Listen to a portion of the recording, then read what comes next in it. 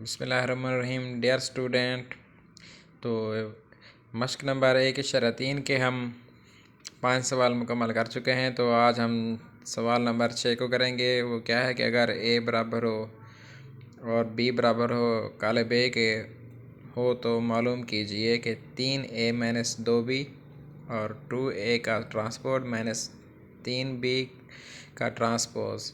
तो ये हम करते हैं, पहले हम हल कर लेते हैं।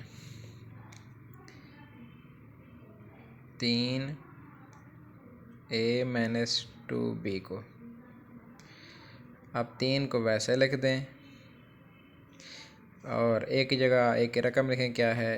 1 - 2 3 और 4। क्लोज कर दें कॉलम को और दरमियान में माइनस है, उसके आगे 2 हैं। उसके बाद b है जी, b की रकम लिखें। b की रकम है 0 7 - 3 और 8। चलें जी, अब हम इसको हल करते हैं। तो हल करने के लिए क्या है, पहले इसको हम मल्टीप्लाई, इसको इन सारों को 3 से और इन सारों को 2 से करें मल्टीप्लाई। 3 कम 3, 3 2 6, 3 3 9, 3 4 12 माइनस। अब 2 को मल्टीप्लाई कर दें। 2 0 0, 2 7 14, 2 3 6, 4 2 8 16। अब हम इसको हल कर लेते हैं। 3, अब ये माइनस है ना, मैंने आपको बताया भी था कि जब यहाँ पर माइनस आ जाए तो आपने ये समझ लेना है, जो यहाँ पर सारे जमा वाले होंगे वो माइनस हो जाएंगे और जो माइनस वाला है वो क्या हो जाएगा, प्लस का। तो मैं डायरेक्ट कर रहा हूँ, उम्मीद है आप पहले पीछे से समझ चुके हैं। अब 3 में से 0 जाएगा तो क्या बचेगा, 3। माइनस के 6 हैं और ये माइनस के कितने हो जाएंगे, 14। तो माइनस के कितने हो जाएंगे, 20। 9 जमा के हैं और ये भी माइनस यानी जमा के हो जाएंगे ना, क्योंकि ये माइनस का है तो ये किसका हो जाएगा, जमा का। तो जमा के कितने हो जाएंगे, 15। ये 12 जमा के हैं और ये किसके, माइनस के हो जाएंगे। तो माइनस के कितने बचेंगे, 4। उम्मीद है आपको ये समझ आया होगा। तो उसके बाद हम, ये हमारा हल हो गया है तो हम चलते हैं दूसरी चीज़ पे। दूसरी चीज़ हमारी क्या थी कि 2a का ट्रांसपोज माइनस 3b का ट्रांसपोज। अब देखिए हमारे पास a की कीमत है लेकिन a के ट्रांसपोज की कीमत नहीं है। इसी तरह b की कीमत भी है लेकिन b के ट्रांसपोज की कीमत नहीं है। तो पहले हम इनका ट्रांसपोज निकालेंगे। पहले हम लिखेंगे a का ट्रांसपोज। अब क्या करेंगे, a की रकम क्या थी, 1 - 2 3 4। अब इसका क्या लेंगे जी, ट्रांसपोज। तो a का ट्रांसपोज क्या आ जाएगा जी, हमने कहा था ये कतारों को कॉलम में बदल दें या कॉलम को कतारों में। अब देखें ये हमारे पास कॉलम था ना, अब इसको हम कतार में बदल देते हैं। 1 3। अब ये कॉलम था, इसको हम कतार में 2 4। ये आ गया है जनाब a का ट्रांसपोज। इसी तरह हम b का ट्रांसपोज भी मालूम कर लेंगे। लिखेंगे b का ट्रांसपोज बराबर, b की रकम क्या थी, 0 7 - 3 और 8 और ऊपर इनके क्या है जी, ट्रांसपोज। अब b का ट्रांसपोज क्या होगा। अब पहले देखें हमने कॉलम को, ये आपकी मर्ज़ी है, आप कॉलम को यानी कतार में बदल दें या कतार को कॉलम में। अब मैं इसमें कतार क्या कर रहा हूँ, मैं कतार को, अब ये कतार थी ना, इसको मैंने कॉलम में बदल दिया। देखें 0 7, ये कतार थी, इसको मैंने कॉलम में बदल दिया। देखें -3 8। तो ये b का ट्रांसपोज भी आ गया है। तो हमारे पास इक्वेशन क्या थी, इक्वेशन हमारे पास ये थी कि 2a का ट्रांसपोज माइनस 3b का ट्रांसपोज। तो 2 लिखें और ए का ट्रांसपोज है, तो ए का ट्रांसपोज अभी हमने निकाला है, ये हमारे पास है, लिखेंगे 1 3 -2 और 4, आगे माइनस है 3 और बी का ट्रांसपोज, तो बी का ट्रांसपोज हमने ये निकाला है, क्या था 0 -3 7 और 8। चलें अब हम इनको मल्टीप्लाई करते हैं। अब 2 से पहले करें, 2 एकम 2, 2 3 6, 2 2 4, 2 4 8, दरमियान में माइनस, अब 3 से मल्टी 3 0 0, 3 3 9, 3 7 21, 3 8 24। अब वही दोबारा आ गया है, हमने कहा था कि जब यहाँ पर माइनस आ गई हो तो ये जो जमा माइनस वाले होंगे वो जमा हो जाएंगे और जमा वाले माइनस। अब 2 ये माइनस का हो जाएगा 0, 2 में से 0 गया 2, 6 जमा के हैं और ये देखें माइनस, ये माइनस था तो क्या हो जाएगा माइनस माइनस जमा। मैंने यही कहा है ना कि जब यहाँ पर माइनस होगी, ये देखें यहाँ पर मेरी पेंसिल है, जब यहाँ पर माइनस होगी तो ये ऑटोमेटिक जमा हो जाएगी और ये सारे क्या हो जाएंगे माइनस हो जाएंगे। अब ये 9 किसका है जमा का, 6 और 9 कितने हो जाएंगे जी 15। अब माइनस के 4 और माइनस के ये 21, तो माइनस के 25 हो जाएंगे। 8 जमा के माइनस के 24, तो माइनस के 16। उम्मीद है आपको इसकी समझ आई होगी। ओके, तो ये हमारा क्वेश्चन नंबर था 6। तो उम्मीद है कि आपको समझ आया होगा।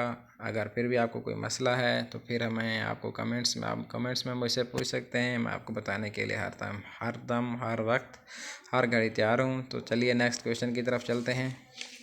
जो हमारा नेक्स्ट क्वेश्चन है वो है क्वेश्चन नंबर 7। और क्वेश्चन नंबर 7 भी सिंपल सा है, बस आपने थोड़ी सी इसमें वर्किंग करनी है। और क्या है कि अगर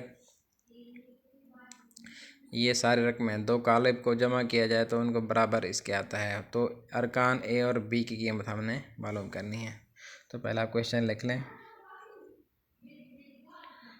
2 2 4 -3 ए जमा 3 1 बी 8 -4 is equal to 7 10 18 और 1।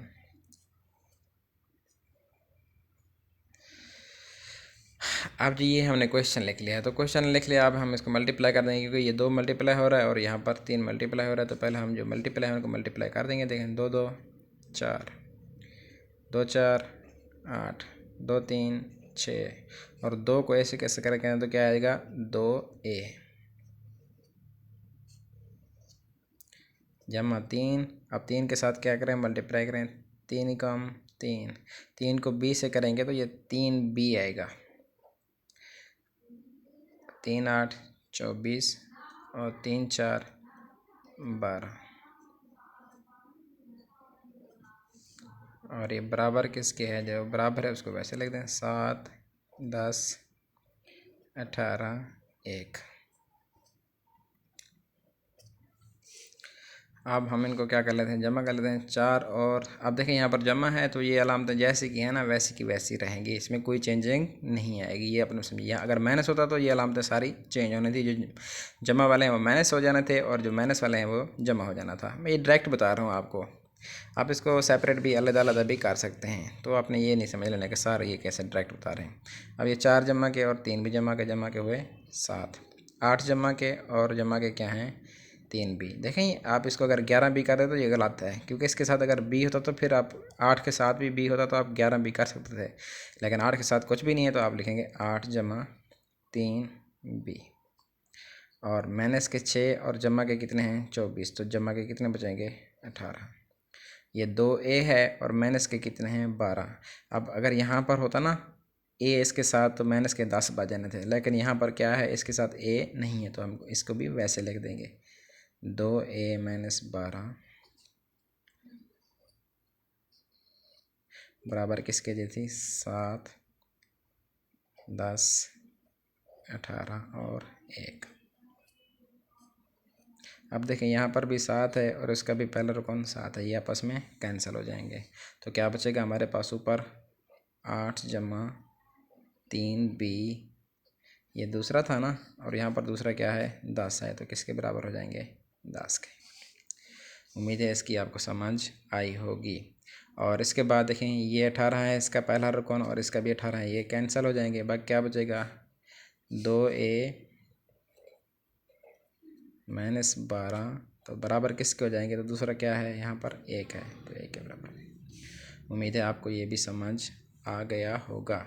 अब यहाँ पर देखें 8 जमा का है, तो दूसरी साइड पे जाके क्या हो जाएगा माइनस 3 भी वैसे रहेगा ना, 3 भी, ये 10 पहले था, अब ये 8 इधर आ के क्या हो जाएगा माइनस। आपको पता है कि दूसरी साइड पे अलामतें चेंज हो जाती हैं।